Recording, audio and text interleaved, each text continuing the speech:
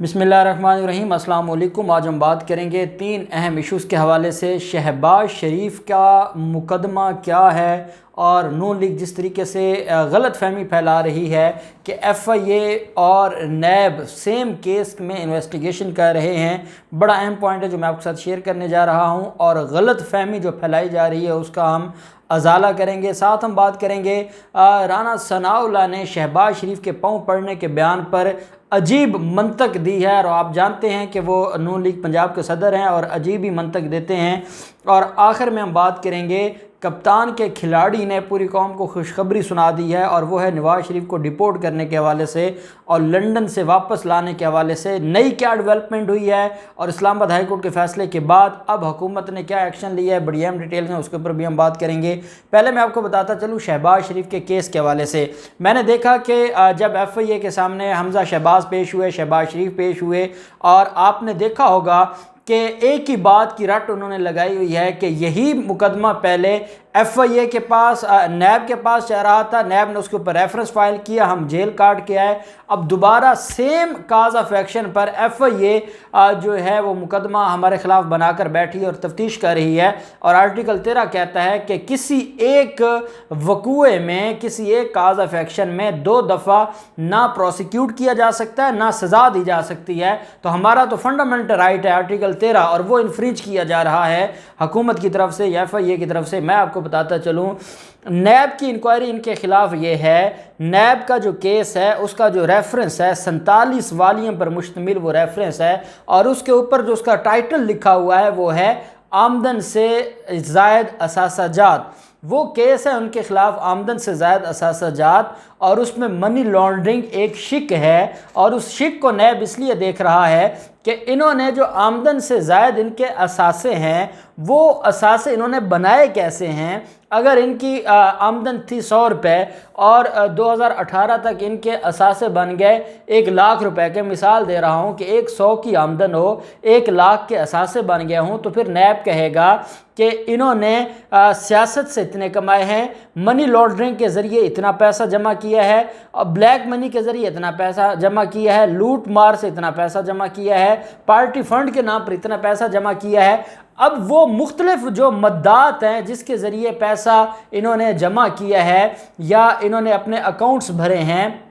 उसकी जब नैब बात करेगा तो नैब बेसिकली केस किसको डील कर रहा होगा, आमदन से ज़ायद असासाजात केस को। और उसमें मनी लॉन्ड्रिंग एक इनका चोरी करने का एक तरीका होगा, या पैसे जमा करने का, या अपने अकाउंट्स भरने का, या जायदादें बनाने का एक ज़रिया मनी लॉन्ड्रिंग है, और उसको बतौर ज़रिया उसके अंदर डील किया गया, और इस वजह से आमदन से ज़ायद असासाजात केस भी कहते हैं और उर्फ़ आम में उसको मनी लॉन्ड्रिंग केस भी कहते हैं। लेकिन जब हम बात करते हैं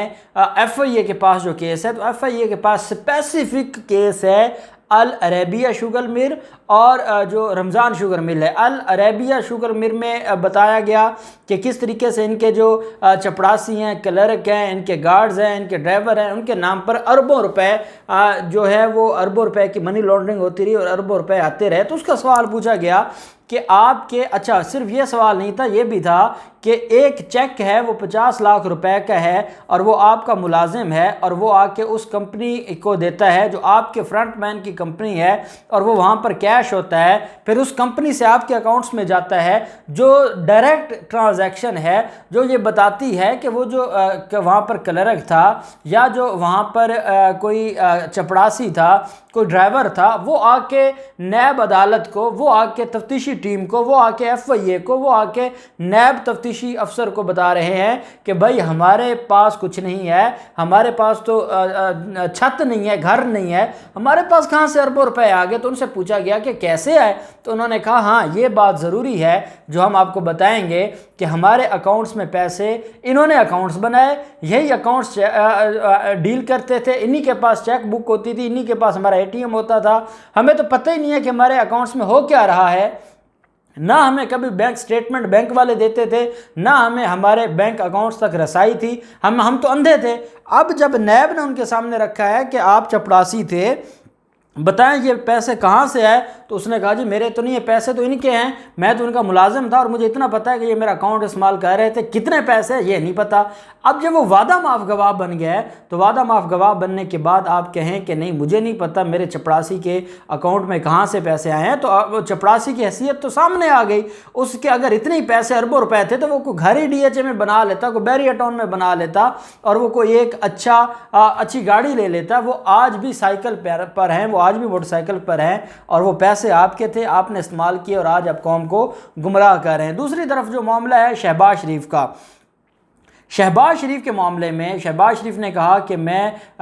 ملک کے لیے، ریاست کے لیے کسی کے بھی پاؤں پڑنا پڑ جائے تو میں پڑھ سکتا ہوں۔ اس پر رانا ثناءاللہ اس کی ایکسپلینیشن کرتے ہیں، وضاحت کرتے ہیں۔ رانا ثناءاللہ کہتے ہیں کہ یہ جو پاؤں پڑنے کی بات ہے یہ انہوں نے محاورتاً کہی ہے، وہ کسی کے پاؤں نہیں پڑے۔ اور پاکستان مسلم لیگ نون ایک بڑی جماعت ہے، پاکستان مسلم لیگ نون کا قائد کیسے کسی کے پاؤں پڑ سکتا ہے؟ ہم تو لوگ ہمارے سامنے آ کر جھکتے ہیں، ہم نے تو بڑے بڑے فرعونوں کو جھکایا ہے، ہم کیوں کسی کے پاؤں پڑیں گے؟ اچھا، بیان شہباز شریف کا،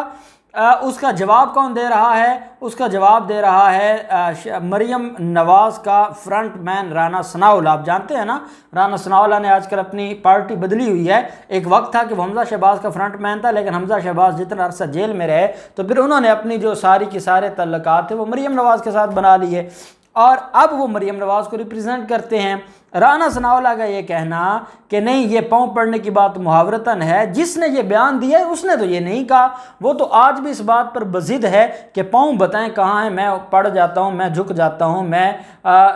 جو ہے وہ لیٹ جاتا ہوں، مجھے کوئی مسئلہ نہیں ہے، مجھے بتایا جائے کہ میں کروں کیا۔ اور وہ شخص آج نہیں کہتا کہ یہ محاورتاً ہے، بلکہ وہ یہ کہتا ہے کہ یہ حقیقت ہے اور میں پاؤں پڑ سکتا ہوں۔ اور وہ پہلے ماضی، رانا ثناءاللہ تو تب بات کرے نا کہ ان کا ماضی بڑا کوئی جو ان چیزوں سے دور ہو، ان کے ماضی میں یہ پاؤں پڑتے رہے ہیں، یہ کس طریقے سے این آر او لیتے رہے ہیں وہ پوری قوم جانتی ہے۔ بہرحال دوسری طرف جو نواز شریف کا معاملہ ہے، شہزاد اکبر نے آج پوری قوم کو خوشخبری سنائی ہے۔ شہزاد اکبر کا یہ کہنا ہے کہ اسلام آباد ہائی کورٹ کا فیصلہ، پہلی بات تو یہ ہے کہ کیونکہ آپ جانتے ہیں کہ وہ مشیر ہیں وزیر اعظم عمران خان کے احتساب کے معاملات میں اور وہ بڑے قریب سے دیکھتے ہیں ان سارے معاملات کو، جو نیب کے کیسز ہیں، جو اسلام آباد ہائی کورٹ میں کیسز چاہ رہے ہیں، جو نیب عدالتوں میں کیسز چاہ رہے ہیں، ان ساری چیزوں کو وہ بڑی قریبی جو ان کا ایک اس پر ایک نظر ہوتی ہے۔ ان کا یہ کہنا ہے کہ جب اسلام آباد ہائی کورٹ کا فیصلہ آ گیا ہے، سزائیں برقرار ہو گئی ہیں، سزائیں بحال ہو گئی ہیں، تو پہلے جو ہم نے ڈیپورٹ کرنے کی درخواست برطانوی حکام کو دی تھی اور برطانوی حکام ہم سے سوال کرتے تھے کہ آپ نے جو نواز شریف کے لیے درخواست دی ہے تو اس کا معاملہ، اس کی سزا تو سسپینڈ نہیں ہوئی۔ جب ملزم کی سزا سسپینڈ ہوئی ہے تو پھر آپ یہ کیسے کہہ سکتے ہیں کہ ملزم نے سزا بھگتنی ہے؟ تو کہتے ہیں ہمارے لیے قانونی بڑا مسئلہ تھا۔ اب جب ہماری عدالت نے کلیئر کر دیا ہے، سزا بحال ہو گئی ہے اور ہماری عدالت نے کہا ہے کہ پاکستانی قانون کے مطابق اس کو گرفتار کیا جائے اور اس کو واپس لایا جائے، تو شہزاد اکبر کا یہ کہنا ہے کہ اب ہماری جو برطانیہ سے بات ہوئی ہے، ہم نے برطانیہ کو یہ بات واضح کر دی ہے کہ آپ کا جو مطالبہ تھا، آپ کا جو معاملہ تھا، جس طریقے سے آپ ایک ہی بات پر اڑے ہوئے تھے، آپ ایک ہی چیز پر بضد تھے اور وہ تھی اس کی اپیلیں۔ اور آپ جانتے ہیں کہ نواز شریف بھی باہر جب بھی میڈیا سے بات ہوتی تھی تو وہ ایک ہی بات کرتے تھے کہ اب میری تو اپیلیں پینڈنگ ہیں، میری سزا تو ختم ہو گئی، میری سزا تو برقرار نہیں رہے گی۔ اب آپ یہ بھی جانتے ہیں کہ فلیگ شپ ریفرنس میں بریت بھی جو درخواست تھی بریت کے خلاف، وہ بھی عدالت نے فکس کر دی ہے، اور العزیزیہ شوگر مل میں جو ان کی سزا بڑھانے کی درخواست تھی اور اپیل تھی نیب کی، وہ بھی فکس کر دی ہے عدالت نے۔ تو نیب کا معاملہ تو ساتھ ساتھ چلے گا، اس میں ملزم نہیں پیش ہوگا تو ملزم کے خلاف ایکس پارٹی ہو جائے گا، ایکس پارٹی ہوگا تو عدالت نیب کی بات سن کر ریکارڈ دے کر فیصلہ کر دے گی، اور جب اس کو سنے گا نہیں اور نیب کو ہی سن کے فیصلہ دیا جائے گا تو آپ بہتر جانتے ہیں کہ جب اس کے پاس ڈیفینڈ کرنے کا موقع نہیں ہوگا تو پھر فیصلہ تو نیب کے حق میں آئے گا۔ بہرحال شہزاد اکبر کا یہ کہنا ہے کہ ہماری جو برطانوی حکام سے بات ہوئی ہے انہوں نے ہمارے جو درخواست ہے اب اس کے اوپر غور کرنا شروع کر دیا ہے، اور ان کا یہ کہنا ہے کہ ہم نے اپنی جو لیگل ٹیم ہے اس سے مشاورت شروع کر رکھی ہے، اور یہ جو معاملہ ہے ہم نہیں چاہتے کہ آپ لنڈن ہائی کورٹ میں جائیں اور پھر ہائی کورٹ سے یہ احکامات لیں۔ ہم چاہتے ہیں کہ ہمارے آپ کے ساتھ ایک اچھے تعلق ہیں، اور وزیر اعظم عمران خان کا برطانوی وزیر اعظم کے ساتھ ایک بہت اچھا ریلیشن ہے، اور ہم نہیں چاہتے کہ آپ اسلام آباد ہائی کورٹ کا فیصلہ اٹھائیں اور فیصلہ لے جائیں اور آپ لنڈن ہائی کورٹ میں ایک درخواست فائل کریں کہ یہ ایک سزا یافتہ ہے۔ سزا یافتہ ہونا اور سزا بحال ہونا، اس کے اوپر پوری دنیا کی عدالتیں بڑا ایکشن لیتی ہیں اور پوری دنیا کبھی معاف نہیں کرتی۔ اور اگلی بات یہ ہے کہ even field reference, even field کی تو اب نیلامی کا حکم بحال ہو گیا۔ ایون فیلڈ تو اب نواز شریف کے پلے ویسے نہیں رہنا، کیونکہ وہاں جو سفارت خانہ ہے وہ سفارت خانے کے ذریعے اس کی نیلامی کا جو پروسیس ہے وہ شروع ہو جائے گا، کیونکہ وہ اس شخص کی پراپرٹی ہے جو پاکستانی شہری ہے، اور پاکستانی شہری کی جو جائیداد ہے اس کے اوپر سفارت خانہ کارروائی کر سکتا ہے۔ یہی وجہ ہے کہ اب شہزاد اکبر کے بقول نواز شریف کا جو واپس آنا ہے وہ اگلے چند دنوں میں اس کے اوپر برطانیہ اپنا جو پازیٹیو رسپانس ہے وہ دے دے گا، اور جیسے ہی برطانیہ اپنا پازیٹیو رسپانس دے گا اس کے بعد نواز شریف واپس بھی آئے گا، ایون فیلڈ نیلام بھی ہوگا، اور ان کے خلاف جو 80 لاکھ پاؤنڈ کا جرمانہ ہے وہ بھی ہم لیں گے۔ اور اب یہ کیس بڑے دلچسپ مرحلے میں داخل ہو گیا ہے، ادھر نیب کی اپیلیں، ادھر نواز شریف کی گرفتاری، ادھر نواز شریف کی ڈیپورٹیشن، یہ ساری کی ساری وہ چیزیں ہیں کہ جو اب شریف خاندان کے لیے مزید مسائل اور مشکلات کا اضافہ کر رہی ہیں۔ اب دیکھتے ہیں کہ شہزاد اکبر کے اس نئی پیش رفت جو انہوں نے قوم کو آگاہ کیا ہے، تو یہ کب تک یہ جو پروسیس ہے یہ کمپلیٹ ہوتا ہے، اور نواز شریف کو واپس لانے کے حوالے سے کیسے حکومت پاکستان کامیاب ہوتی ہے۔ جو بھی ڈیٹیلز ہوں گی ہم آپ کے ساتھ شیئر کرتے رہیں گے۔ اللہ پاک پاکستان کامیاب ناصر ہو۔ بہت شکریہ۔ اللہ حافظ۔ پاکستان زندہ باد۔